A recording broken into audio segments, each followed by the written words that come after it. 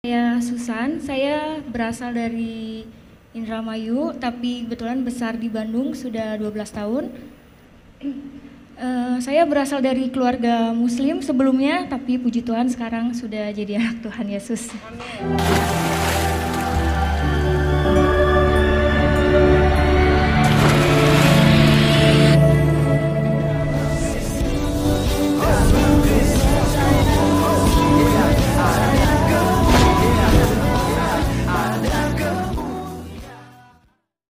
Salam Elechem Bisem Yeshua Hamasiach. Salam damai sejahtera di dalam nama Tuhan Yesus Kristus untuk kita semua. Pada video kali ini teman-teman kita menonton satu kesaksian yang luar biasa sekali dari seorang muslimah yang dulunya bercadar, yang dulunya pernah umroh, yang sangat taat sholat 5 waktu dan sholat tahajud, dan juga sangat taat dengan bacaan-bacaan dan hafalan daripada agama sebelumnya. Dan saat ini dia memilih untuk ikut Tuhan Yesus Kristus. Ini luar biasa sekali karena dia mengalami mujizat Tuhan Yesus. Oleh karenanya, dia memilih untuk ikut Tuhan. Langsung saja mengajak kita untuk mendengarkan kesaksiannya berikut ini. Saya Susan, saya berasal dari Indramayu, tapi kebetulan besar di Bandung sudah 12 tahun. Saya berasal dari keluarga Muslim sebelumnya, tapi puji Tuhan sekarang sudah jadi anak Tuhan Yesus.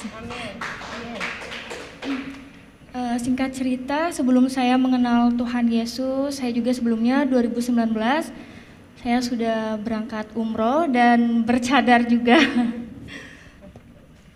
Kenapa saya ingin ikut Tuhan Yesus?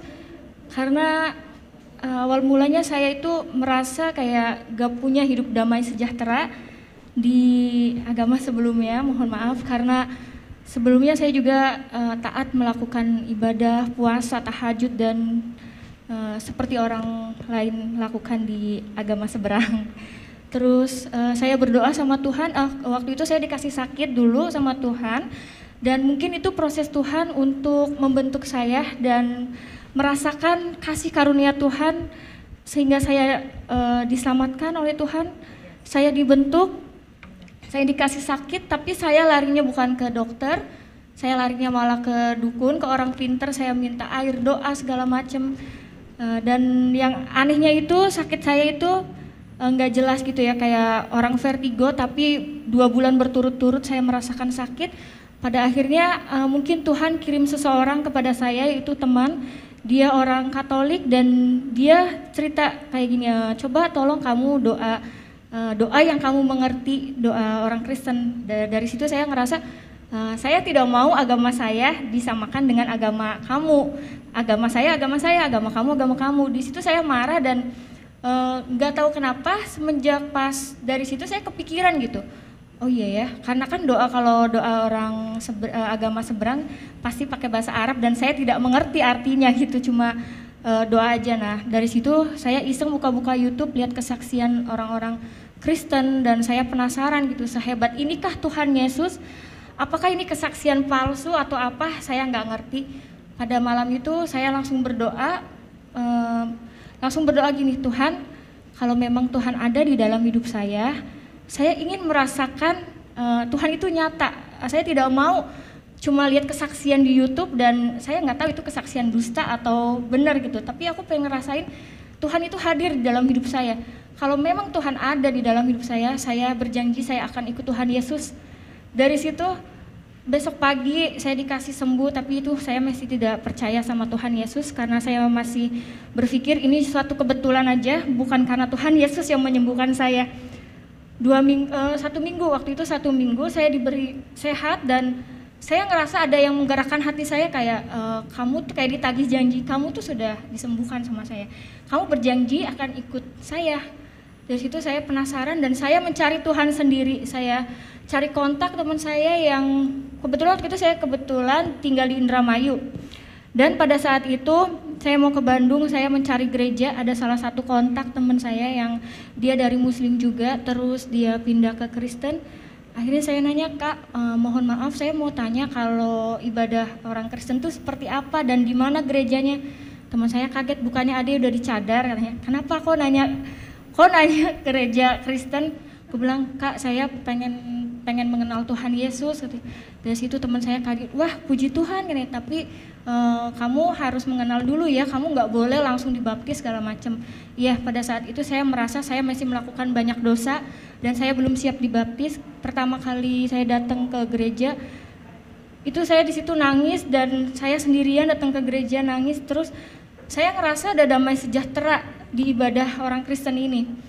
Di situ singkat cerita, saya masih belum percaya Tuhan Yesus, dalam arti kayak aku pengen tahu dulu ibadahnya orang Kristen dan masih belum yakin kalau aku mau jadi orang Kristen. Pada akhirnya Tuhan Yesus ngejamah hati saya dan saya digerakkan hatinya untuk cari tahu lagi lebih dalam lagi tentang Tuhan Yesus. Saya mengontak Kak Dewi lewat Instagram. Kebetulan saya kenal lama tapi baru sekarang dekat lagi karena saya tahu beliau dari Muslim ke Kristen dan saya penasaran.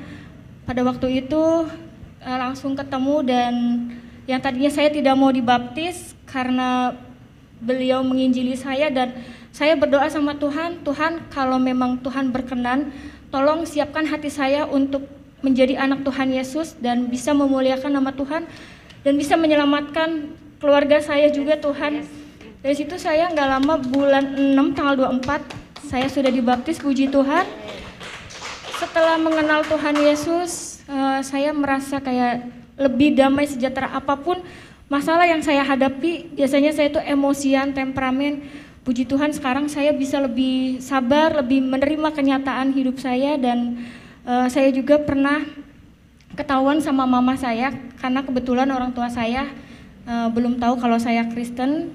Beliau nemuin satu buku pelajaran dasar kekristenan dan di situ mama saya bilang, ini apa gambar Tuhan Yesus, buang nggak bukunya, sobek-sobek nggak. Dari situ saya nangis, kataku tuh jangan, ini punya temen aku bilang gitu kan. Terus malamnya aku mimpi mama aku mau bunuh aku gara-gara aku ngikut Tuhan Yesus.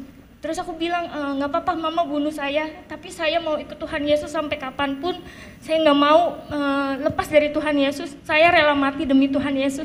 Di mimpi saya seperti itu, bangun tidur saya nangis sampai berdoa, Tuhan kiranya Tuhan jamah hati mama saya, karena orang tua saya itu muslimnya benar-benar dia kental banget, dan karena dia udah tahu aku umroh, sampai saat ini pun mamaku masih suruh aku sholat. Aku sampai bingung, Tuhan aku harus gimana, aku gak mau pura-pura sholat di depan Tuhan. Karena sampai saat ini orang tua aku belum tahu dan aku kadang suka masih suruh pakai hijab juga. Tapi aku selalu berdoa sama Tuhan, gak pernah putus doa agar Tuhan selamatkan semua keluarga saya di rumah, terutama hati mama saya yang begitu keras, biar Tuhan yang bekerja untuk keluarga saya. Seperti itu. Mungkin kesaksian dari Susan seperti itu, dan kiranya Susan juga bisa dipakai Tuhan lebih lagi untuk menyelamatkan keluarga Susan terutama, dan untuk orang-orang yang belum tahu kebenaran tentang Tuhan Yesus Kristus, bahwa Tuhan itu adalah juru selamat satu-satunya di dalam kehidupan saya. Terima kasih. Wow, teman-teman sekalian, kesaksian yang sangat luar biasa sekali. Saya percaya kalian semua diberkati, dan mari ya tetap bersaksi tentang iman kepada Tuhan Yesus Kristus. Kalau mereka yang baru masuk ke agama Kristen dan berani bersaksi tentang imannya, apalagi kita yang sudah bertahun-tahun menjadi seorang Kristen, mari kita menyaksikan bahwa Tuhan Yesus Kristus adalah Tuhan dan Juru Selamat kita. Tidak ada Juru Selamat lain di luar daripada Tuhan Yesus Kristus. Yesus yang berkata, akulah jalan, kebenaran, dan hidup. Tidak ada seorang pun yang datang kepada Bapa kalau tidak melalui aku. Percayalah kepada Tuhan Yesus Kristus, maka engkau akan diampuni dalam dosa dan pelanggaran Anda, dan Anda dilahirkan kembali. Karena di dalam 2 Korintus pasalnya yang ke-5 ayat 17 berkata, barang siapa yang ada dalam Kristus Yesus, dia adalah ciptaan yang baru, yang lama sudah berlalu, sesungguhnya yang baru sudah datang. Oleh karenanya teman-teman sekalian, percayalah dan berada di dalam Tuhan Yesus Kristus, maka Anda menjadi manusia terbaru yang sudah disucikan, dikuduskan, dan dikhususkan untuk diselamatkan di hari kiamat nanti. Karena hanya Yesus Kristus yang bisa menyelamatkan Anda dari hukuman dosa Anda. Yesus Kristus adalah kurban yang sempurna, yang sejati, yang digantung di atas kayu salib. Bagi mereka itu merupakan sebuah kutuk, itu sebuah penghinaan. Tapi bagi kita, salib Penyaliban Tuhan Yesus Kristus yang tergantung di atas kayu salib, mati, dikuburkan, dan bangkit pada hari yang ketiga. Sesuatu hal yang mendatangkan ganjaran keselamatan bagi kita yang percaya dan beriman kepadanya. Karena Yesus katakan di dalam Yohanes pasal 3 ayat yang ke-16. Karena begitu besar kasih Allah akan dunia ini, sehingga ia telah mengaruniakan anaknya yang tunggal, supaya setiap orang yang percaya kepadanya tidak binasa, melainkan beroleh hidup kekal. Ya, jadi kalau Anda percaya pada Tuhan Yesus Kristus, Anda memperoleh hidup kekal. Terima kasih teman-teman sekalian sudah menonton sampai selesai. Kiranya video kali ini boleh menjadi berkat. Sampai ketemu di video berikutnya. Tuhan Yesus memberkati. Salam.